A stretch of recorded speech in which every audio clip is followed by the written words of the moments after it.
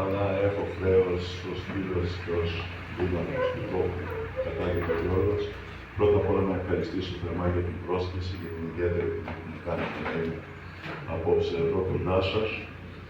Τη βραδιά την απολαύσαμε όλοι και θα περιορίσω τον λόγο λέγοντας μόνο ότι ο Γιώργος, παρότι θα βρεθεί πολλές φορές σε σύγκρουση εντός εισαγωγικών, είναι ένας άνθρωπος που μάχεται σε όλα τα επίπεδα και μέσα από το έργο του αποδεικνύει την ιδιαίτερη ευαισθησία του κυρίως για τον άνθρωπο και για τη φύση, αλλά κυρίως για τον άνθρωπο. Και αυτό το αναγνωρίζουμε, φίλε Γιώργο, παρότι πολλές φορές μπορεί να έχουμε τις αντιπαραθέσεις, μπορεί, αναγνωρίζουμε πάντα ότι είσαι ένας άνθρωπος που τιμάς τον τόπο μας και με την στάση σου, μόλις την φιλοσοφία και με τη μαχητικότητά σου αποδεικνύεις ότι έχεις ιδιαίτερες ευαισθησίες. Και σε ευχαριστούμε θερμά γι' αυτό, το αναγνωρίζουμε πάντα και σε σένα και στη σύντροφό σου και σε όλους τους ανθρώπους με τους οποίους όλα αυτά τα χρόνια έχουμε βρεθεί από κοντά και τη Μανούλα σου που ανέφερες πρωτήτερα.